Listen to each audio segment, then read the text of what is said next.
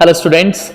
So today I will be talking about some very important aspect जो आपको exam में जाने से एक दिन पहले ही पता लगनी चाहिए। कुछ ऐसी बातें बिकॉज अगर पहले पता लग जाती है तो लोग उन चीजों को भूल जाते हैं या फिर अगर याद भी रखते हैं तो शायद इंप्लीमेंट नहीं कर पाते हैं।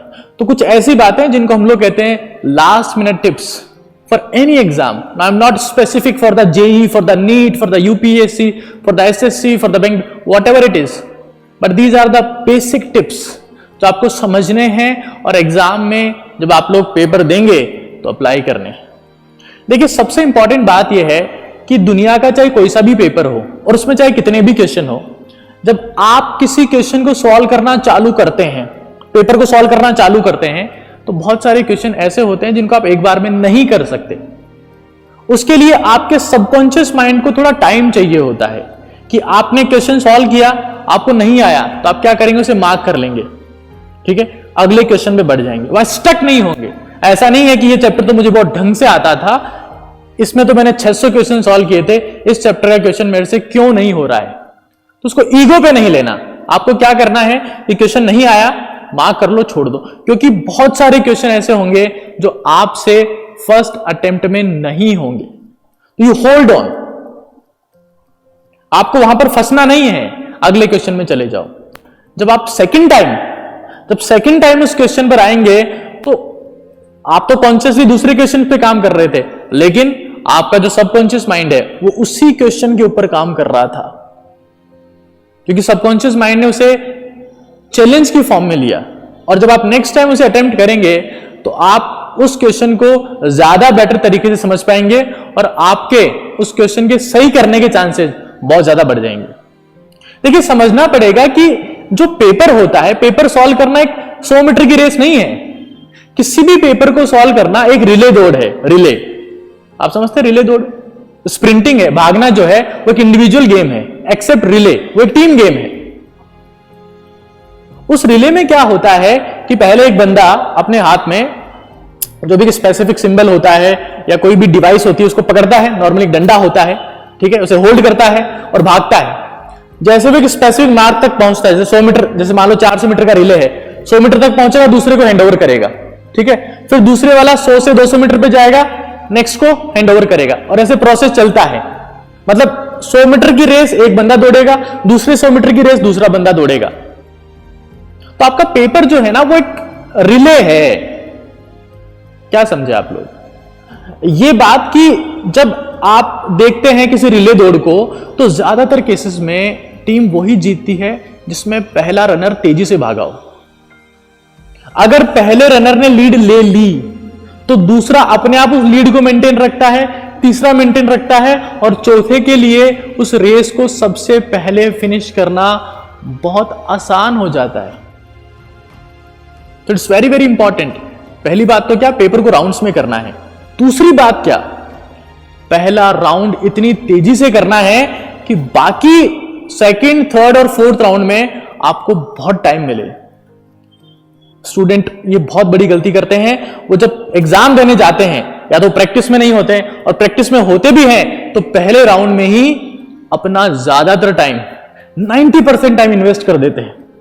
वो कभी सेकंड राउंड कंप्लीट नहीं कर पाते और थर्ड राउंड तक पहुंचना तो बहुत दूर की बात है।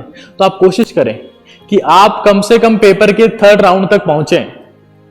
3 बार आप सारे क्वेश्चंस को या उन क्वेश्चंस को जो आपसे नहीं हुए उनको देख पाए, और उसमें पहला राउंड, पहली रिले, पहली रेस, पहली स्प्रिंट बहुत तेजी से भागनी है ताकि आपको बाकी राउंड्स के लिए टाइम मिल सके। वो टाइम आपको जितना ज्यादा मिलेगा आप उतना ही कंफर्टेबल महसूस करेंगे।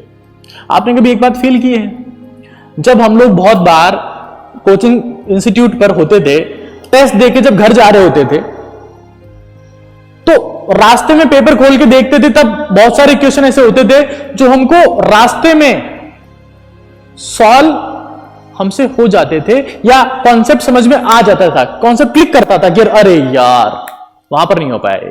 या फिर बहुत बार घर जाने के बाद पेपर सॉल्व करते थे तो पूरा सही कर देते थे, या इतना सही कर देते थे कि हम लोग उसमें काफी अच्छा स्कोर जो एक टॉप 10 में लाने वाला बच्चा करता वो कर लेते। ऐसा क्यों? क्योंकि जब आप यहां से इंस्टीट्यूट से उठ के जब आप घर पे गए तो उस दौरान आपके सबकॉन्शियस माइंड को टाइम मिला उन सारे क्वेश्चंस के बारे में सोचने का जो आपसे नहीं हुए थे। तो आप अब देखिए, कॉन्शियस माइंड से तो पेपर सभी लोग करेंगे भाई, एक बार में आपका कॉन्शियस माइंड ही काम करता है। सबकॉन्शियस माइंड को जो यूज करेगा एट द एंड वो ही खुद की परफॉर्मेंस के साथ में जस्टिफाई कर पाएगा। वो कभी जस्टिफाई नहीं कर पाएगा जो एक राउंड में पेपर को करेगा। नो, पेपर हमेशा हमेशा रिले दौड़ होती है। It's a relay. उसमें पहला राउंड बहुत तेजी से दौड़ो ताकि बाद में आपके सबकॉन्शियस माइंड को टाइम मिल सके। अगर उसे टाइम नहीं मिला तो आप खुद की परफॉर्मेंस का मैक्सिमम अचीव नहीं कर पाएंगे। तो पहली बात क्या है, सारे क्वेश्चन एक बार में सॉल्व नहीं होंगे। होल्ड ऑन, सेकंड टाइम में आओ, टाइम दो, पहला राउंड फास्ट करो। जितनी जल्दी जिसने पहला राउंड किया, जिसको जितना टाइम मिला सेकंड और थर्ड राउंड के लिए, उतना ही शानदार परफॉर्मेंस देके आएगा, उतना ही गजब का उसका रिजल्ट आएगा, उतनी शानदार उसकी रैंक आएगी। समझ लीजिएगा ऐसे कि हम लोग राउंड्स में पेपर को सॉल्व करें, राउंड्स में सबकॉन्शियस माइंड को टाइम दें।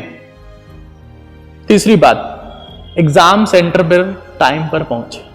देखिए, कोविड की वजह से बहुत सारे रूल्स और रेगुलेशन वेरी कर रहे हैं, तो वे कुछ नया, कोई ऐसी चीजें जो आपको पता ना हुई, वैसे तो सब कुछ लिखा हुआ है लेकिन आप नहीं पढ़ पाए, तो वो चीज वहां पर जाने के बाद देख सकते हैं। अगर पहले पहुंच गए तो टाइम होगा, उसे इंप्लीमेंट कर सकते हैं। वहां जाकर समझ सकते हैं कि यार कौन सी चीज ऐसी है जिसमें अब मुझे काम करने की जरूरत है, मैं घर पे जा सकता हूं, वापस आ सकता हूं। टाइम से पहुंचे। जब आप अपनी क्लास में टाइम से पहुंचते थे, है ना, जब बाकी कोई नहीं आया, आप बैठे हैं, आप कितने रिलैक्स होते थे। और टीचर जब आपको टीच करता था सब कुछ समझ में आता था। और एक दिन आप पूरी क्लास भर गई, फिर आप पहुंचे, क्या होता था, एंग्जाइटी रहती थी 20 मिनट तक, तो नॉर्मल नहीं हो पाते थे अपन कि यार क्या चल रहा है, क्या चल रहा है, अरे बताना क्या क्या हुआ, क्या लिखा है सर ने, बताना क्या हुआ, होता था ना ऐसा। तो जल्दी पहुंचो, सब कुछ ध्यान चलेगा, रिलैक्स रह पाओगे, मैक्सिमम परफॉर्मेंस दे पाओगे। और आखिरी बात, आप किसी भी फॉर्मेट में कोई ऐसी चीज, चाहे वो ब्रीदिंग एक्सरसाइज हो सकती है, चाहे वॉक हो सकती है, चाहे योगा हो सकता है, कुछ भी हो, जो भी आप करते हैं, उस दिन किसी भी केस में स्किप ना करें। मैं देखता हूं लोग घबराहट में, जल्दबाजी में, लेट होने के डर में वो चीजें स्किप कर देते हैं जो डेली बेसिस पर करते हैं। तो आप टाइम पर उठें और वो अपना जो डेली रूटीन है उसे किसी भी केस में ब्रेक ना करें। उस दिन को एक डेली रूटीन की तरह मानकर आप काम करेंगे तो मैक्सिमम परफॉर्मेंस दे पाएंगे। बात समझ रहे हैं आप लोग? तो एक बार मैं वापस फास्ट आपको रिवाइज करवा देता हूं। पहली बात ये कि किसी भी केस में एक क्वेश्चन में स्टक ना हो, आगे चले जाएं। सारे क्वेश्चन आप पहली बार में नहीं कर पाएंगे। दूसरी बात, पेपर को राउंड में ही करें, अपने सबकॉन्शियस माइंड को टाइम दें, because at the end paper solving is a relay race, it's not a sprint of 100 metre और 200 metre. Third one, reach on exam centre at specific time, जल्दी पहुंचेंगे, फायदे में रहेंगे। और चौथी बात, don't try to disturb your daily routine. जो भी आप एक्सरसाइज करते थे, जो भी आपका वर्कआउट है, उसे मिस ना करें। तो आज के लिए इतना ही है। मैं उम्मीद करता हूं आपको ये चीजें आपके एग्जाम में, क्योंकि इसलिए बता रहा हूं, अगर एक क्वेश्चन भी सही हो गया ना इसकी वजह से, तो एक एक नंबर में एनआईटीज, आईआईटीज और मेडिकल कॉलेजेस फिल हो जाती हैं। अगर इसकी वजह से 2 क्वेश्चन भी सही हो गए एक्स्ट्रा, सारा गेम तो एक क्वेश्चन का है, इसकी वजह से 2 क्वेश्चन सही हो गए, 8 number, it's an big achievement. तो आज के लिए इतना ही है। Thank you.